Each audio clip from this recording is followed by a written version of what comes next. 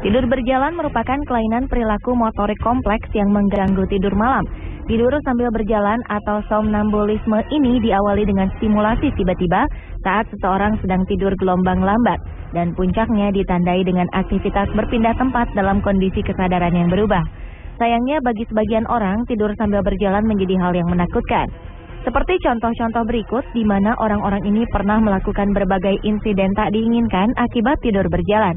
Beberapa bahkan berakhir tragis. Dan inilah 7 fenomena tidur berjalan berakhir tragis versi On The Spot.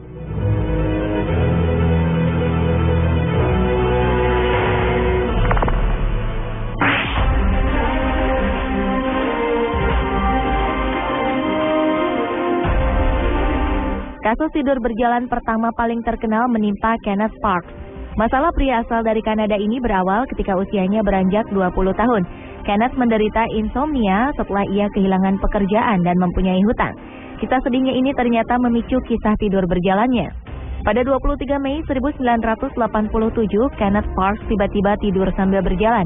Mengherankannya, pria ini bahkan dapat menyetir sejauh 23 km ke rumah mertuanya. Saat itu, Kenneth Parks membunuh ayah mertuanya dan juga melukai ibu mertuanya dalam keadaan tidak sadar. Tragisnya, kisah ini membuat Kenneth merasa sangat bersalah ketika tersadar dan langsung menyerahkan dirinya ke kantor polisi. Setahun kemudian, Kenneth dinyatakan tak bersalah dan ia dibebaskan dari hukuman karena terbukti melakukan tindakan itu di bawah alam sadarnya. Setelah kejadian tragisnya ini, hubungannya dengan sang istri dan ibu mertua tetap terjaga dengan baik.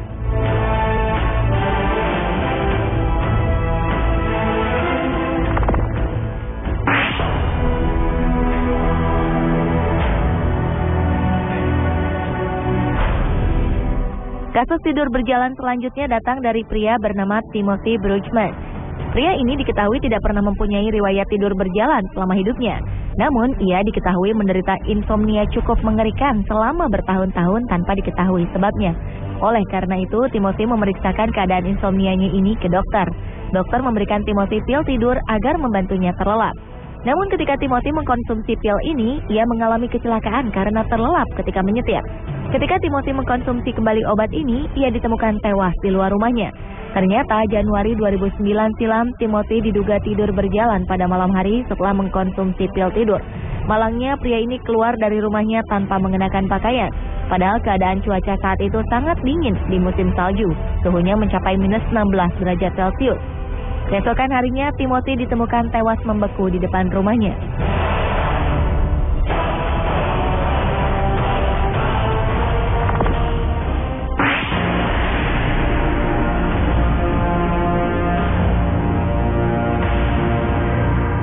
Perempuan asal dari Cheshire, Inggris ini harus merelakan badannya menjadi melar di bawah alam sadarnya.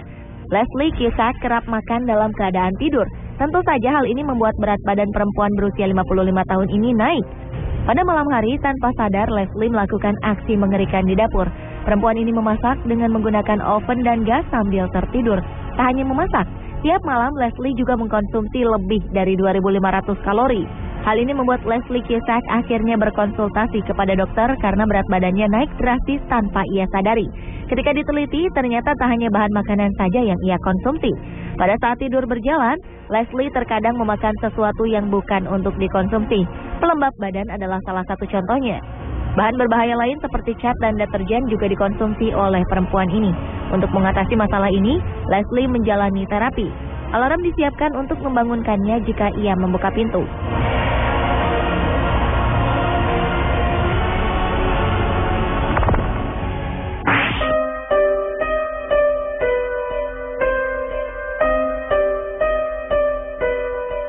Kisah tragis berikutnya datang dari Jules Lowe. Oktober 2004 lalu, sang ayah Edward Lowe ditemukan tewas di kebunnya setelah mendapat 90 pukulan cukup parah di tubuhnya. Jules Lowe pun menjadi tersangka utama dari kasus pembunuhan ayahnya sendiri. Seorang tetangga rumahnya menjadi saksi bahwa Edward yang berusia 83 tahun keluar rumah pada malam hari bersama putranya, Jules, dengan keadaan mabuk berat. Jules pun akhirnya mengakui bahwa dia membunuh ayahnya, namun dengan keadaan tidak sadar. Jules Lowe mengatakan bahwa keluarganya secara turun-temurun mempunyai kebiasaan aneh tidur berjalan setelah mengkonsumsi alkohol. Menurut ingatannya, ketika tidur berjalan, sang ayah memukuli Jules Lowe.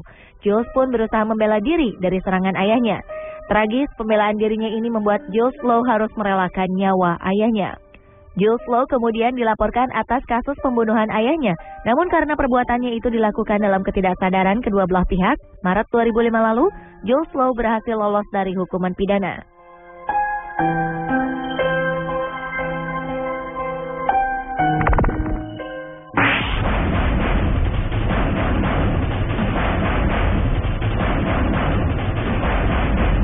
Selama bertahun-tahun, James Curran telah terbiasa dengan kebiasaan anehnya tidur sambil berjalan.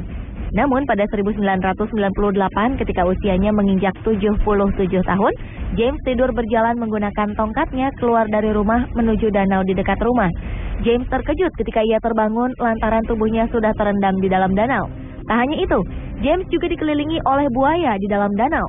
James berusaha untuk tetap tenang dan mencoba meminta bantuan dengan cara berteriak meminta pertolongan. Syukurnya, tongkat yang ia bawa pada saat tidur berjalan ternyata bermanfaat untuk menjaganya dari terkaman buaya-buaya di sekitarnya. Tak lama kemudian, salah satu tetangga James menyadari teriakannya dan segera menghubungi polisi setempat. Polisi pun segera datang untuk menyelamatkan James dan mengusir buaya-buaya itu dengan lampu senter. James pun selamat dan hanya mengalami beberapa luka kecil pada saat ia memasuki danau.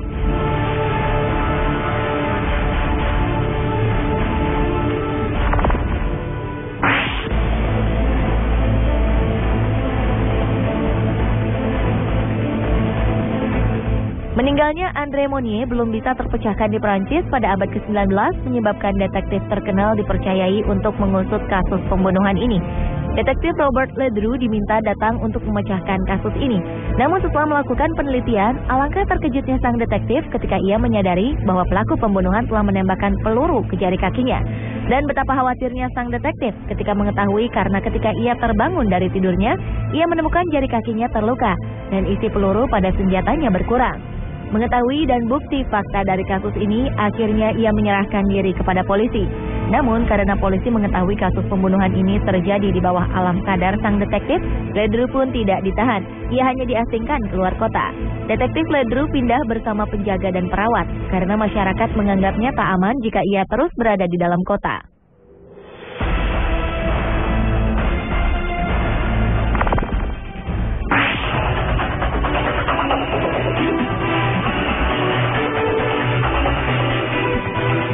Ternyata tak hanya orang dewasa saja yang dapat tidur berjalan, namun fenomena tidur berjalan juga dapat terjadi pada anak-anak. Diketahui persentase dari kebiasaan tidur berjalan pada anak-anak bahkan lebih tinggi dari orang dewasa. 17% dari anak kecil berumur 4-8 tahun dinyatakan pernah mengalami tidur berjalan, walaupun hanya sekali. Kejadian ini terjadi pada bocah laki-laki bernama Stuart Miller. September 1993, bocah berumur 8 tahun ini mengalami tidur berjalan. Ia bangun dari tempat tidurnya menuju jendela untuk keluar dari jendela tersebut. Naas, bocah ini terjatuh dari rumahnya yang terletak di lantai 4.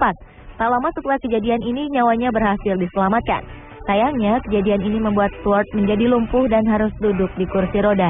Ketika mendengar kejadian ini, pihak pengadilan segera memerintahkan apartemen tempat Stuart tinggal mengganti jendela rumah mereka dan memberikan Stuart uang ganti rugi sebesar $2 juta atau senilai 23 miliar rupiah.